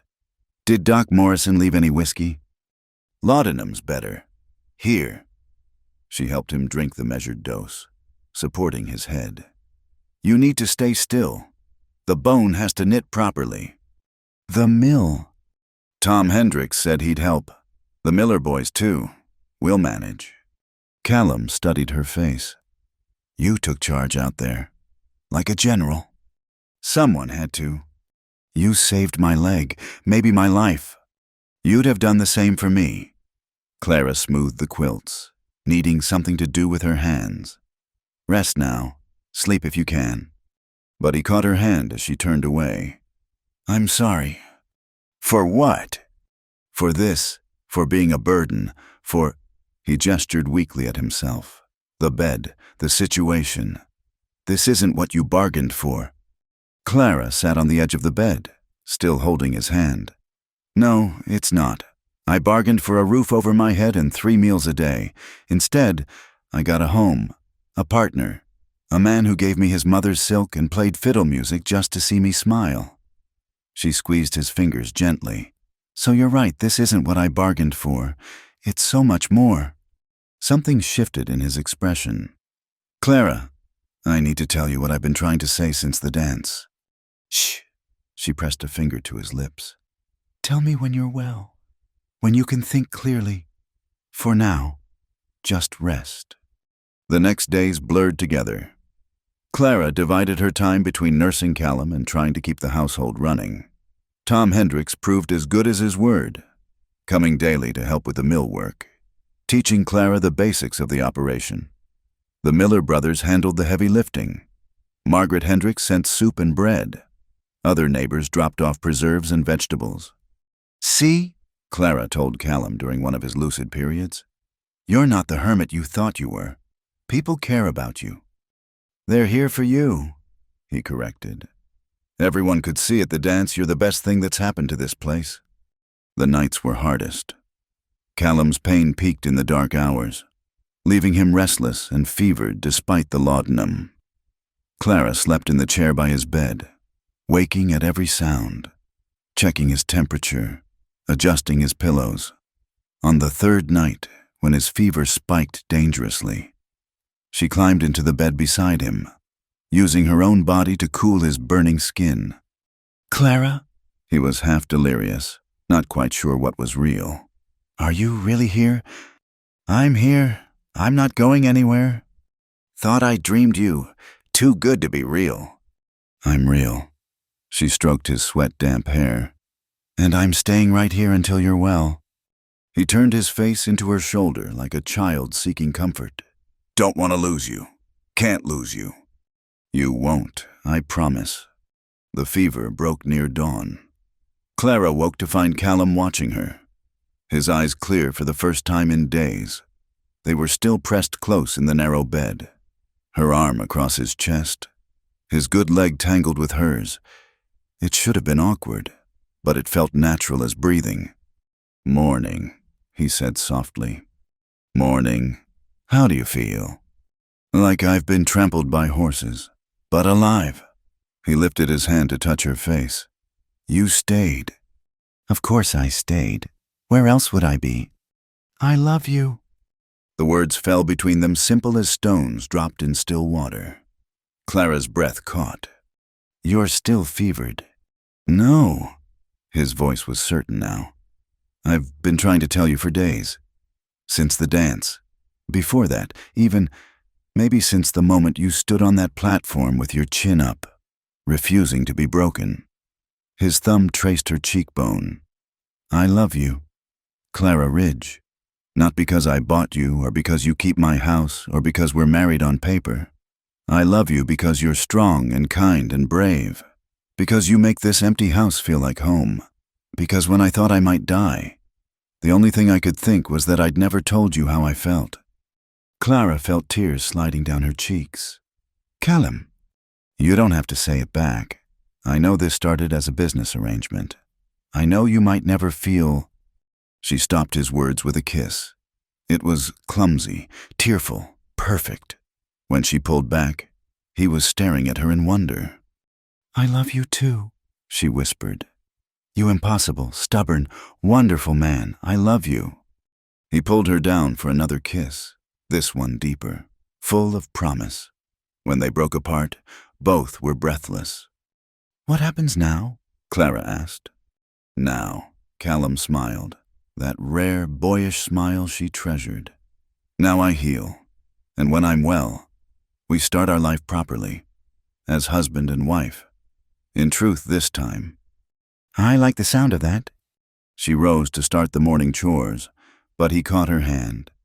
Thank you. For saving me, for staying, for being you. Partners, remember we save each other. Outside, snow had begun to fall, the first real snow of winter. But inside the cabin by the creek, two people who'd found each other through the strangest of circumstances finally understood what they'd been building all along. Not just a marriage of convenience, Not just a practical arrangement, but love steady and true as the timber Callum cut, strong as Clara's capable hands, real as the snow covering their small, perfect world in white. Winter settled over the mill like a heavy quilt, muffling the world in white. 6 weeks had passed since Callum's accident, and he could finally move about with a crutch Tom Hendricks had fashioned from pine. His leg was healing well, straight and true, as Doc Morrison said, but Clara still watched him like a hawk, ready to scold if he pushed too hard. "I'm not made of glass," he grumbled one morning, trying to carry firewood with one hand while balancing on his crutch. "No, you're made of flesh and bone, and that bone was in pieces not 2 months ago." Clara took the wood from him, her tone brooking no argument. "Sit, I'll handle this." He sat, but she caught him smiling as she stacked the wood. They'd found an easy rhythm in these weeks of recovery, a dance of care and gentle teasing that felt like something that had always existed between them. The love they'd confessed during his fever had settled into their daily life, not as something dramatic, but as a quiet certainty, present in every shared meal, every evening by the fire, every soft kiss before sleep. It was a Tuesday afternoon, snow falling lazy and thick, when William Hatch arrived. Clara saw him through the kitchen window, his fancy carriage incongruous against the rustic setting, his city boots slipping on the packed snow. Her stomach tightened. No good could come from this visit. "Callum," she called quietly. "We have company." He joined her at the window, his face hardening when he saw who it was. "What does he want?" "Nothing good, I'm sure." They met Hatch at the door, presenting a united front. The banker looked between them with barely concealed disgust, taking in Callum's crutch, Clara's simple wool dress, the modest cabin. "Mr. Ridge, Mrs. Ridge." He said her name like it tasted bad. "Might I come in? It's rather cold." "State your business from there," Callum said flatly. Hatch's smile was sharp as a blade. "Very well. I've come with a proposition. A generous one, considering the circumstances." "We're not interested in anything you're selling," Clara said. "Oh, but you should be." He produced a leather portfolio from his coat. "You see, I've done some research into your situation. Very interesting. The details of your marriage." Clara felt Callum tense beside her. "What are you implying?" "I'm not implying anything. I'm stating facts. Your wife was purchased at a public auction for $20. The marriage was conducted hastily, without proper witnesses from established families. Some might question its validity." "2 witnesses signed the certificate," Callum said, his voice dangerously quiet. "The mayor himself performed the ceremony." "Yes, but given Mrs. Ridge's previous circumstances, questions could be raised, especially if someone were to investigate whether the marriage has been properly consummated." The words hung in the air like poison. Clara felt heat rush to her face, anger, not embarrassment. How dare this man stand on their doorstep and make such insinuations? "However," Hatch continued smoothly, "I'm prepared to make all potential questions disappear. I'll pay you $5,000. Ridge, cash. You sign divorce papers, citing abandonment or incompatibility, and I'll ensure Mrs. Ridge is well cared for." "Get off my land!" Callum's voice was steady, but Clara could see the white-knuckled grip on his crutch. "Consider carefully," Hatch pressed. $5,000 would set you up nicely. You could improve the mill, maybe find yourself a more suitable wife, someone who chose you freely, not out of desperation." The words hit their mark. Clara saw Callum flinch, saw the old doubt creep into his eyes. This was his weakness, the fear that she'd only chosen him because she had no choice. Mr. Hatch." Clara stepped forward, her voice clear and cold. "I'm going to say this once, so listen carefully. I chose my husband freely. I choose him again every morning when I wake beside him, and every night when I fall asleep in his arms. What we have is real and true, and blessed by God himself. Your money means nothing. Your opinions mean less. And if you ever dare to come here again with your filthy suggestions, I'll take my husband's shotgun and pepper your fancy carriage with buckshot until you learn some manners." Hatch's face went red, then purple. "You can't threaten me." "I just did." Clara smiled sweetly. "And unlike your threats, mine are backed by rock salt and righteous anger. Good day, Mr. Hatch." She slammed the door in his face. Through the window, they watched him storm back to his carriage, slipping and cursing in the snow. Only when he was gone did Clara realize she was shaking. "Clara," Callum touched her arm gently. "Are you all right? How dare he come here and—" She broke off, seeing Callum's expression. "You don't believe him, do you? About us, about why I chose you? I know you care for me, but he's not wrong about how we started. You were desperate that day.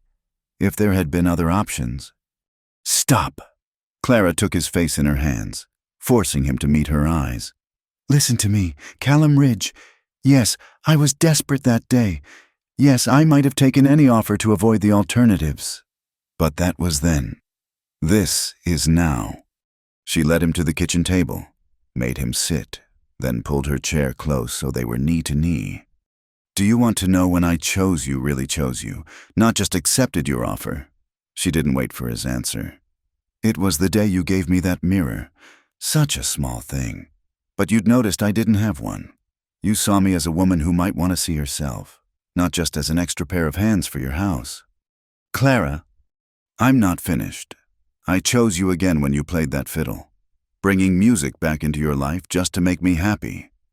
I chose you when you defended me at the Mercantile, when you danced with me despite hating crowds, when you trusted me with your past." She gripped his hands. "I choose you every time you make me laugh with your dry humor, every time you thank me for supper like it's a gift instead of a duty, every time you look at me like I'm something precious instead of too tall, too plain, too much." Tears were sliding down her cheeks now, but she didn't care. "And do you know when I knew I loved you, when you were lying there with your leg crushed, in horrible pain, and your only thought was making sure I'd be provided for? You weren't thinking of yourself. You were thinking of me. Always me." Callum pulled her into his arms, crutch clattering forgotten to the floor. "I'm a fool," he murmured into her hair. "I'm sorry. Sometimes I can't believe you're real, that this is real." "It's real." Clara pulled back to look at him. "And I'll prove it to you every day if I have to. Hatch can take his money and his suppositions and choke on them. I'm exactly where I want to be." "I love you," he said simply.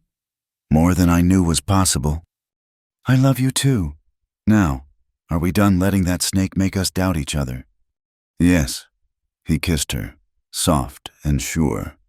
"But Clara, he might make trouble. Men like him don't like being refused." "Then we'll face it together, like we always do." That night, as snow continued to fall, they lay together in their bed, truly together now.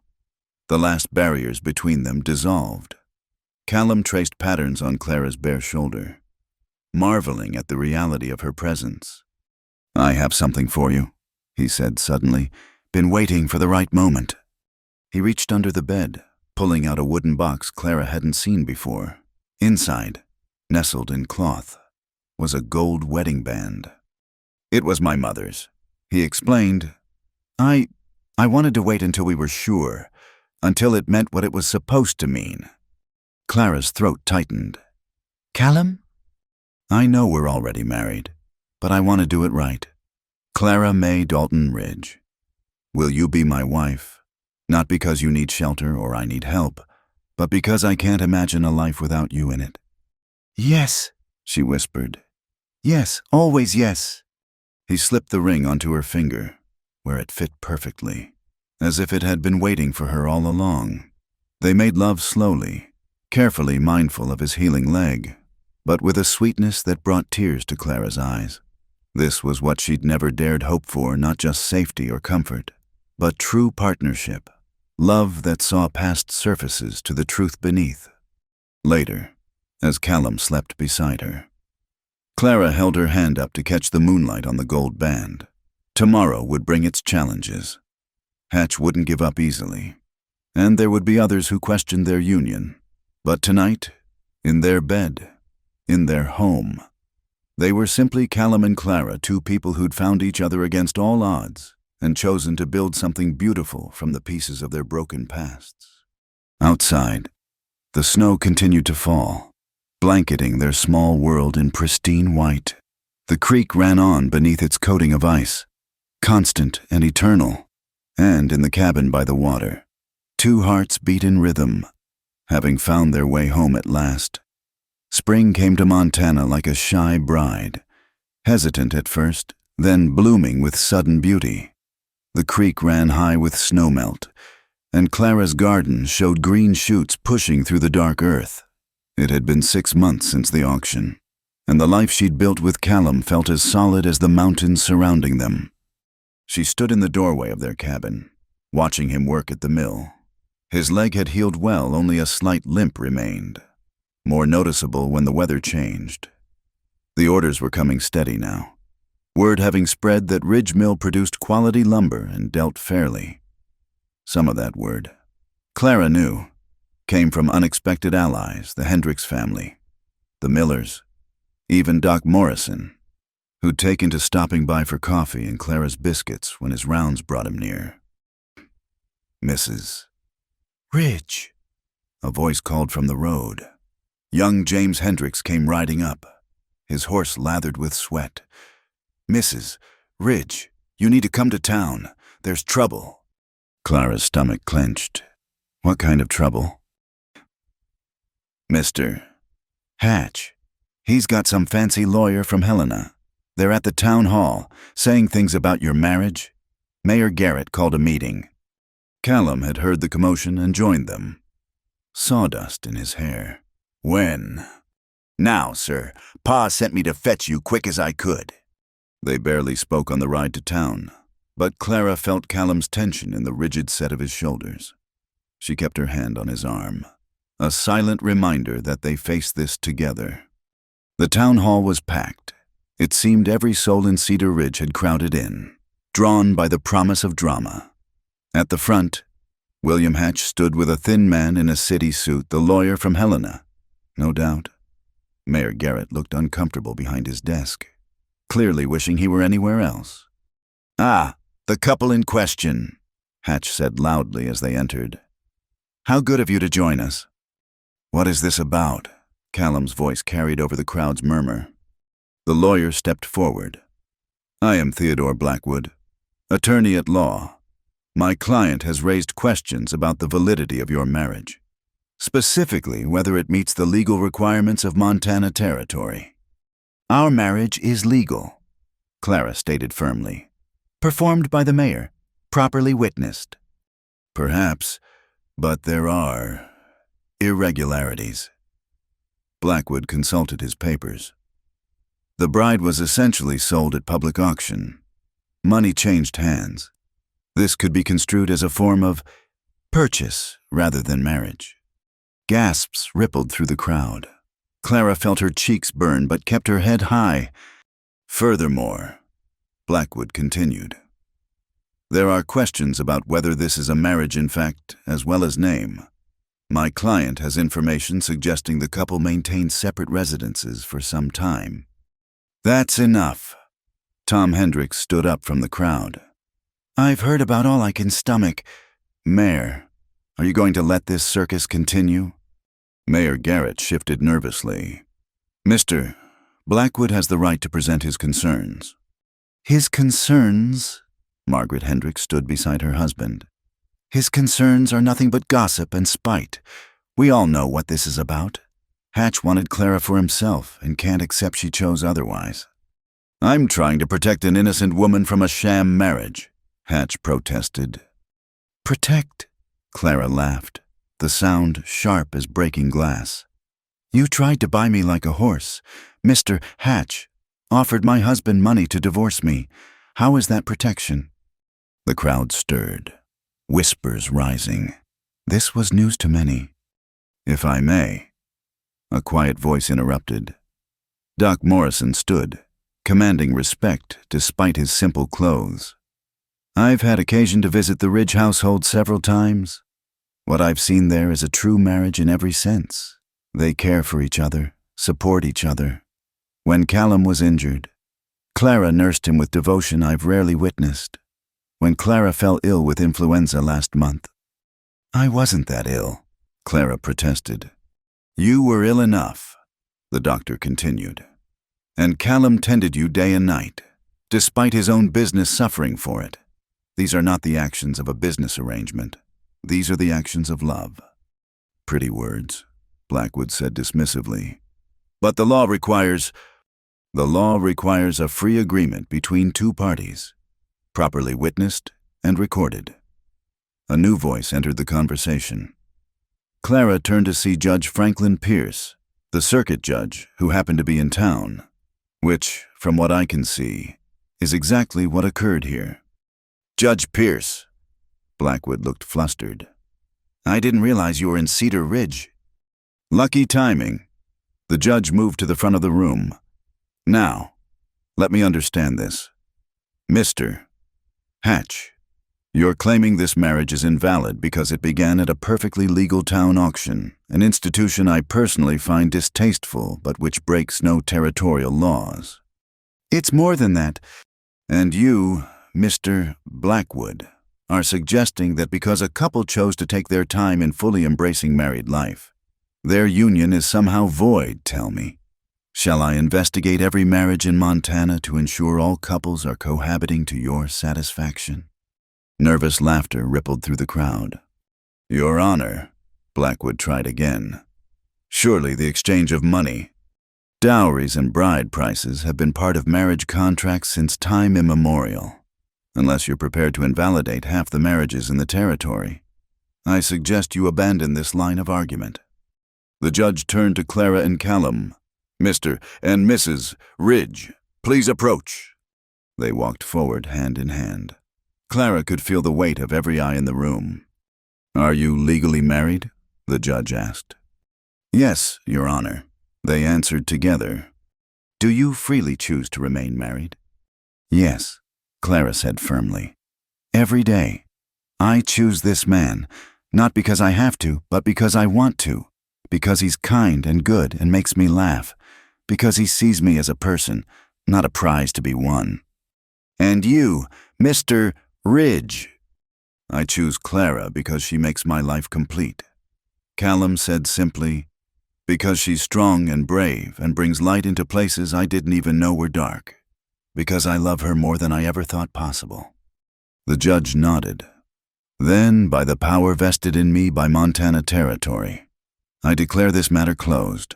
This marriage is valid, legal, and binding. Anyone who continues to harass this couple about their union will answer to me personally. Is that clear, Mr. Hatch? Hatch's face was purple with rage, but he nodded tightly. Good. Court is adjourned, or whatever we're calling this gathering. Everyone go home. As people filed out, many stopped to congratulate Clara and Callum. Women who'd snubbed Clara before now pressed her hand warmly. Men clapped Callum on the shoulder, even Mrs. Werner mumbled something that might have been an apology. Sarah, the young woman from the auction, hugged Clara tightly. I'm so happy for you, she whispered. You give the rest of us hope. When they finally made it outside, Hatch was waiting by his carriage. This isn't over, he snarled. I'll find another way. No, Callum said quietly. You won't. He stepped closer to the banker, and despite the lingering limp, there was something dangerous in his stance. You've had your say. You've tried your schemes. It's done. If you come near my wife again, if you so much as speak her name with disrespect, you'll answer to me. And unlike you, I don't hide behind lawyers and lies. Hatch paled, scrambling into his carriage. As he drove away, Clara knew they'd seen the last of his interference. The ride home was peaceful, the spring afternoon warm with promise. Clara leaned against Callum's shoulder, feeling the solid warmth of him. the steady beat of his heart. "Thank you," she said, "for what you said in there. I meant every word." "I know," she smiled. "That's why I thanked you." Back at the mill, they found a surprise, a wooden sign propped against the door. Tom Hendricks's work. Clearly. The letters carved deep and true: Dalton and Ridge Custom Lumber, Fine Furniture, and New Beginnings. "When did he—" Clara started. "Must have been while we were in town." Callum traced the letters of her name. "Do you like it?" "I love it." She stood on her toes to kiss him. "It's perfect." They hung the sign that afternoon, Clara steadying the ladder while Callum hammered it in place. As they stepped back to admire it, she heard the sound of wagons on the road. The Hendricks family, the Millers, Doc Morrison, and a dozen others from town, all carrying baskets and tools. "Thought you might like some help getting ready for spring," Tom called out. "Barn could use expanding if you're taking furniture orders. And Margaret's been dying to see what Clara's done with the garden." Clara felt tears prick her eyes as their neighbors' friends now truly spread out across their property. This was what she'd never dared dream of in those dark days after leaving Kansas. Not just a husband, not just a home, but a community, a place where she belonged. As the sun set over the mountains, painting the sky in shades of gold and rose, Clara stood with Callum watching their friends work and laugh and share stories. His arm was around her waist, her head on his shoulder, her mother's wedding ring catching the light. "No regrets?" he asked softly. "Not one," she answered. "You—" "Only that I didn't find you sooner." She laughed, the sound bright as creek water. "Then we wouldn't have our story, and I rather like our story, strange as it is. The girl nobody wanted and the hermit in the woods. The woman who knew her worth and the man wise enough to see it," Clara corrected. "That's a story worth telling." And it was, in years to come, when their children asked how they met, Clara would tell them about standing on that platform, about a voice from the back saying, "I'll take her," about two broken people who built something whole and beautiful together. She'd tell them that love doesn't always come in expected packages, that sometimes the best things begin as practical arrangements, that choosing each other daily matters more than any grand romance. But for now, she simply stood with her husband, watching their new life take shape with each board placed, each seed planted, each friendship forged. The auction that had seemed like an ending had become the most precious beginning. And Clara May Dalton Ridge, who had once stood alone and unwanted, now stood surrounded by love, having discovered that sometimes you have to be sold to find out you are priceless all along. The sign swayed gently in the evening breeze: Dalton and Ridge Custom Lumber, Fine Furniture, and New Beginnings. And in the cabin by the creek, two hearts that had found each other against all odds continued their dance, step by careful step, into a future bright with promise. Thank you so much for listening to this story. I'd love to know where you're enjoying these tales from, whether you're listening during your commute, relaxing at home, or perhaps working on your own projects. Please share your thoughts in the comments below. And don't forget to subscribe to Wild West Stories 1850 for more authentic tales from the American frontier. If you enjoyed Clara and Callum's journey, please hit that like button and consider pressing the hype button to help more people discover these stories of love, courage, and new beginnings in the Old West. Your support means the world to me and helps keep these stories alive. Until next time, partners.